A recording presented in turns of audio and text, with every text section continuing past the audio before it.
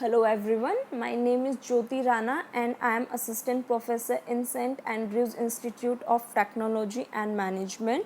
So today I am going to tell you about the speed control methods of three-phase induction motor. In my previous lectures I told you about single-phase induction motor, three-phase induction motor, equivalent diagram of induction motor, how we can start the induction motor with the help of starting methods, production of rotating magnetic field. So today we are going to study about the speed control method of induction motor. Speed control of an induction motor. So here we are going to study about the speed control of three phase induction motor. Three phase induction motor में क्या होता है कि मैं अपनी speed को change कर सकती हूँ with the help of frequency, number of poles and slip. वो कैसे? क्योंकि मेरी यहाँ पे rotor speed N R is equals to है 1 minus S multiplied by N S. Here ns is my synchronous speed or I can say my final speed. Then ns is equals to 120 f upon में p. 120 मेरा क्या होता है? जो मेरी three phase में three phases होते हैं they are apart from each other by 120 degree. f is my frequency and p is my number of poles. So अगर मैं नंबर ऑफ पोल्स को इंक्रीज़ करती हूँ तो मेरी स्पीड है डिक्रीज़ हो जाएगी. अगर मैं अपनी फ्रिक्वेंसी को चेंज करती हूँ या फिर इंक्रीज़ करती हूँ तो जो मेरी स्पीड है वो इंक्रीज़ होगी because frequency is directly proportional to ns and poles are inversely proportional to ns. So अगर number of poles increase करूँगी तो speed decrease होगी और अगर frequency increase करूँगी तो speed increase होगी. Therefore nr is equals to 120 f upon में p 1 minus s. So मैं अपनी रोटर की स्पीड को चेंज कर सकती हूँ with the help of poles, frequency and slip. Now here are my types of speed control methods of single phase and three phase induction motor. So first is my pole changing method. Pole changing method के again three types होते हैं: multiple stator winding, methods of consequent poles and pole amplitude modulation. Then we have stator voltage control, supply frequency control, rotor resistance control and slip energy recovery method. तो मैं अपनी motor की induction motor की speed को control कर सकती हूँ poles change करके, स्टेटर और मेन सप्लाई को चेंज करके, स्टेटर की सप्लाई फ्रिक्वेंसी को चेंज करके, रोटर के रेजिस्टेंस को चेंज करके and then we have slip energy recovery method which is used in slip energy recovery machines. First we have pole changing method. Pole changing method is further divided into three types. They are named as method of consequent poles, multiple stator winding and pole amplitude modulation. So pole amplitude modulation क्या होता है? Pole changing method is one of the main methods of the speed control of an induction motor. This method of controlling the speed by pole changing is used mainly for cage rotors only because the cage rotor automatically develops a number of poles which is equal to the number of stator winding. The number of stator poles can be changed by three methods. They are known as multiple stator winding, methods of consequent poles and amplitude modulation. Then we have multiple stator winding. Multiple stator winding, the two windings are provided on the stator which are wound on the two different number of poles. One winding is energized at one time. Let us consider that the rotor has two windings and 6 and 4 poles. For the frequency of 50 Hz, the synchronous speed will be 1000 and 500 revolution per minute respectively. This method of speed control is less efficient and more costly.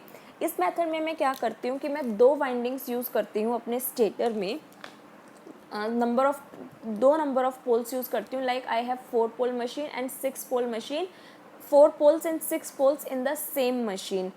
मेरे stator में मैंने दो connection किए हुए हैं. One is connected with the 4 pole and other is connected with the 6 pole. So जब मेरे को अपनी स्पीड को हाई स्पीड पे रन करना है so I will connect the connections with the 4 pole. जब मुझे अपनी मशीन की स्पीड को डिक्रीज़ करना है so I will connect it with the 6 pole induction motor. ये कैसे काम करता है या फिर नंबर ऑफ पोल्स को इंक्रीज़ करने की वजह से स्पीड कैसे डिक्रीज़ होती है मैं आपको बता. So here I have two diagrams. One is with the 2 pole machine and second is with the 4 pole machine. So इसमें क्या है कि अगर मैं नंबर ऑफ पोल्स को इंक्रीज़ करूँगी देन मेरी स्पीड डिक्रीज़ हो जाएगी। क्यों? क्योंकि NS is equals to 120 F upon में P। पोल्स को इंक्रीज़ करूँगी तो NS डिक्रीज़ हो जाएगी because they are inversely proportional. अब ये काम कैसे करता है? 2 पोल मशीन में जब मैंने अपने स्टेटर को 3 फेज सप्लाई दी तो मेरे पोल्स एनर्जाइज्ड हुए, इसमें एक फ्लक्स प्रोड्यूस हुआ जिसकी वजह से कि मेरी मैग्नेटिक फील्ड जनरेट हुई। अब मेरी वो मैग्नेटिक फील्ड क्या करेगी कि मेरे रोटर को एनर्जाइज करेगी एंड रोटर में एक फ्लक्स जनरेट होगा।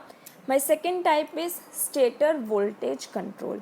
स्टेटर वोल्टेज कंट्रोल कैसे काम करता है, इसमें मैं सिंगल फेस एंड 3 फेस दोनों का बता रही हूँ कि अगर मैं अपनी मशीन में सिंगल फेस सप्लाई जहाँ से मैं दे रही हूँ, सप्लाई देने के बाद में अगर मैं एंटी पैरेलल डायरेक्शन में थायरिस्टर लगा देती हूँ तो थायरिस्टर क्या करता है कि मेरी वोल्टेज को रिड्यूस करता है। थायरिस्टर मेरी वोल्टेज को रिड्यूस करता है जिसकी वजह से वोल्टेज कम होगी तो स्पीड डिक्रीज होगी। So voltage is a slip control method with constant frequency variable voltage being supplied to the motor stator. Obviously the motor voltage should be reduced below the rated value for a motor operating at full load speed. If the slip is to be doubled for constant load torque, that the voltage must be reduced by the factor of 1 by root 2 and the corresponding current I dash 2 rises to root 2 of full load value of the constant torque. Therefore the motor tends to be overheated. Therefore this method is not suitable for speed control. It has a limited use of motor drying fan types load whose torque requirement is proportional to the square of speed.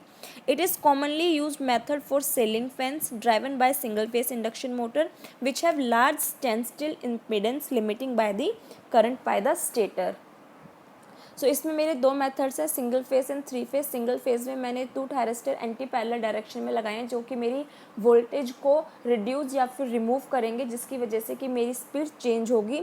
3 phase में मैंने 3 phases के regarding anti parallel thyristors लगाए हैं जो कि again मेरी voltage को reduce करेंगे एंड जिसकी वजह से मेरी स्पीड चेंज होगी। This is a method used to control the speed of an induction motor. The speed of 3-phase induction motor can be varied by varying the supply voltage. As we already know that the torque developed is proportional to the square of the supply voltage and slip at the maximum torque is independent of the supply voltage. The variation in the supply voltage does not alter the synchronous speed of the motor. अगर मैं main supply में change करती हूँ तो वो मेरी synchronous speed को change नहीं करता है। The variable voltage for speed control of small size motors mainly for single phase can be obtained by following methods. So ये मेथड मैं ज़्यादातर यूज़ नहीं करती हूँ, इसको मैं सिर्फ सिंगल फेस इंडक्शन मोटर्स के लिए ही यूज़ करती हूँ। Bye connecting an external resistance in the stator circuit of the motor, by using N auto transformer, by using a thyristor voltage controller, by using a track controller. So thyristor voltage controller is a method which we use in single phase and track controller we used in single phase as well as in 3 phase. Variable frequency control. It is a method which is used to control the speed of an induction motor, the synchronous speed, and therefore the speed of the motor can be controlled by varying the supply frequency. The synchronous speed of an induction motor is given by the relation Ns is equals to 120 F upon में P. The speed control of an induction motor using variable frequency supply requires a variable voltage power source. The variable frequency supply is obtained by the following converters: voltage source inverter, current source inverter and cyclo converter.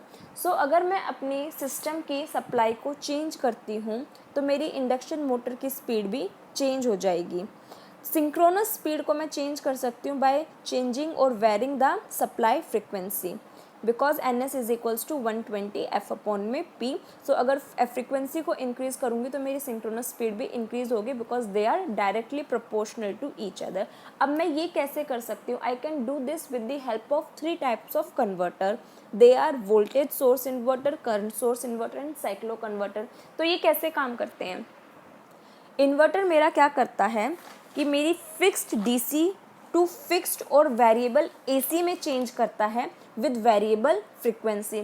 सो मैं अपने device में अगर inverter को use करती हूँ सो मेरा inverter मेरी fixed DC को फिक्स्ड या फिर वेरिएबल एसी में चेंज करेगा विद वेरिएबल फ्रिक्वेंसी। तो वो फिक्स्ड डीसी को फिक्स्ड या वेरिएबल एसी में चेंज करेगा और साथ में फ्रिक्वेंसी भी मेरी वेरी करेगी। Second method is cyclo converter. Cyclo converter क्या करता है? Cyclo converter converts fixed voltage and fixed AC to variable voltage and variable frequency AC. So मैं अपने 3 फेस इंडक्शन मोटर्स में मोस्टली साइक्लो कन्वर्टर यूज़ करती हूँ because वो fixed voltage and fixed frequency AC machine में fixed voltage variable voltage and variable frequency में change करता है एसी में ही। Cyclo converter control induction motor drive is suitable only for large power drives and to get lower speeds.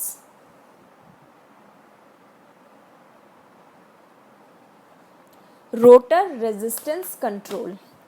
So what is as the name indicates, the speed control is only possible for slip ring induction motor. Rotor resistance method हम सिर्फ slip ring induction motors में use करते हैं क्योंकि slip ring induction motors में ही मैं internally resistance use करती हूँ और दूसरे टाइप जो मेरी स्क्विरल केज मोटर थी उसमें मैं एक्सटर्नल रेजिस्टेंस यूज़ नहीं कर सकती हूँ या फिर मेरी मशीन में कोई एक्स्ट्रा रेजिस्टेंस प्रेजेंट नहीं होता है। सो अगर रेजिस्टेंस ही प्रेजेंट नहीं होगा तो मैं अपनी स्पीड को with the help of resistance change नहीं कर सकती हूँ। तो rotor resistance method is only possible in slip ring induction Motors. It is easily seen that the rotor resistance is increased, the motor slip increases and speed falls for a fixed load torque. अगर resistance की value को increase करूँगी तो slip increase होगी and अगर slip increase होगी तो speed decrease होगी. The stator current varies to a limited extent as the effect of change in slip and rotor resistance tend to cancel out for small values of slip. Therefore, the input power increases. This provide for power loss in rotor additional resistance. This is only one of the methods by which we can control the speed of induction motor. The speed of the wound induction motor can be controlled by connecting an external resistance in the rotor circuit through slip rings. This method is not applicable to cage rotor induction motor, as we know that the maximum torque is independent of rotor resistance. Yet, the accurate location of the maximum torque max is dependent on it. The larger the value of the resistance, larger will be the value of slip at which the maximum torque occurs. But the maximum torque remains constant. Thus, by rotor resistance control method, the speed control is provided by the rated speed to the lower speed. अगर मैं number of resistance increase करती हूँ या externally connect करती हूँ slip ring motors में तो मेरी speed rated value से decrease होगी. This method of speed control is very simple. It is possible to have a large starting torque, low starting current and large value of pull-out torque at the small value of slip. The major disadvantage of the rotor resistance control method are that efficiency is low because of the additional losses present in the resistors connected in the rotor circuit. अगर मैं अपने machine में resistance add करूँगी तो मेरी machine में copper losses increase होंगे जिसकी वजह से मेरी मशीन की एडिशनल लॉसेस होंगे और उसकी एफिशिएंसी डिक्रीज़ होगी. This efficiency is greatly reduced at low speeds because of the higher value of the slip. This method of speed control is used in cranes, Ward-Liano drives and other intermittent load applications because of low cost and high torque capability of the lower speed. This speed control method can also be used in fans or pump drives where speed variation over a small range near the maximum or top speed is required. Now we have our last method, that is slip energy recovery method. So slip energy recovery method क्या होता है? This method is again used in slip ring induction motors only. सो इसमें क्या है कि जब मैं slip ring induction Motors को यूज़ करती हूँ, so because of the presence of resistance मेरी स्पीड इफ़ेक्ट होती है या फिर उसमें एनर्जी लॉस होती है. सो here I am using slip energy recovery method, जिसकी वजह से मैं अपनी एनर्जी को रिकवर कर सकूँ एंड स्पीड को रेटेड वैल्यू पे ही रन कर सकूँ. सो ये डायग्राम में क्या है कि मैंने 3 phase AC supply the and when 3 phase AC supply goes through the slip ring induction motor, so here I am using bridge rectifier. Bridge rectifier क्या करता है? रेक्टिफायर क्या करता है? AC सप्लाई को DC सप्लाई में चेंज करता है. यहाँ पे मेरी 3 फेज़ इंडक्शन मशीन है. सो 3 फेज़ में क्या होगा कि 3 फेज़ में 3 फेज़ आउटपुट ही मुझे मिलेगी. सो ब्रिज रेक्टिफायर उस 3 फेज़ AC को DC में चेंज कर देगा. DC में चेंज करने के बाद में here I am using smoothening reactor. Smoothening reactor क्या करता है कि उस DC की वैल्यू को इंक्रीज़ करेगा, उसकी पावर को स्मूथ करेगा या फिर मैं कह सकती हूँ इंक्रीज़ करेगा. उस फिर DC सप्लाई को अगेन स्मूदनिंग के बाद और उसकी पावर इंक्रीज़ होने के बाद, एनर्जी इंक्रीज़ होने के बाद, I will pass it through inverter bridge. Inverter bridge again क्या करेगा? मेरी DC को AC में चेंज कर देगा और फिर मैं उस रिकवर्ड एनर्जी और रिकवर्ड सोर्स को अगेन 3 फेज़ सप्लाई के थ्रू दे दूँगी और मेरी फिर से ऐसे मतलब ऐसे करके मेरा प्रोसेस रन करता रहता है. तो जो मेरी यहाँ पे पावर लॉस होती है उसको मैं रेक्टिफायर के थ्रू चेंज करवा के स्मूदनिंग रिएक्टर से पास करा के उसकी वैल्यू को इंक्रीज़ करा के अगेन मैं उसको 3 फेज़ में दे देती हूँ. So this method is known as slip energy recovery method. I hope आप लोगों को ये समझ में आया होगा कि 3 फेज़ AC सप्लाई मैंने अपने 3 फेज़ इंडक्शन मोटर को दी. सो स्लिप रिंग की वजह से स्लिप रिंग इंडक्शन मोटर में पावर लॉस ज़्यादा होता है because of the presence of resistance. So उसमें जब मेरी पावर का लॉस हुआ, मेरी स्पीड रेटेड वैल्यू से डाउन जाती है बिकॉज पावर लॉस होने की वजह से. सो मैंने ब्रिज रेक्टिफायर यूज़ किया. ब्रिज रेक्टिफायर क्या करेगा कि मेरे उस AC को DC में चेंज कर देगा. अब DC में चेंज करने के बाद here I am using smoothening reactor. Smoothening reactor क्या करेगा कि मेरी उस DC वैल्यू को इंक्रीज़ कर देगा, उसकी पावर को स्मूथ कर देगा, उसकी एनर्जी को रिकवर कर लेगा. अब वो रिकवर एनर्जी मैं अगेन इन्वर्टर के थ्रू पास करके 3 फेज़ सप्लाई के थ्रू मशीन में दोबारा दे देती हूँ. इन्वर्टर क्या करेगा कि मेरे उस DC को AC में चेंज कर देगा. आई होप आप लोगों को ये मेथड समझ में आया होगा. Slip energy recovery. This is one of the methods controlling the speed of an induction motor. This method is also known as static Scriber's drive. In the rotor resistance control method, the slip power in the rotor circuit is wasted as I square R losses during the low speed operation. The efficiency is also reduced. The slip power from the rotor circuit can be recovered and fed back to AC source so as to utilize it outside the motor. Thus, the overall efficiency of the drive system can be increased. The basic principle of the slip power recovery is to connect an external source of the EMF of the slip frequency of the rotor circuit. The slip energy recovery method provides the speed control of a slip ring induction motor below its synchronous speed. A portion of rotor AC slip power is converted into DC by a diode bridge. The smoothing reactor is provided to smoothen the rectified current.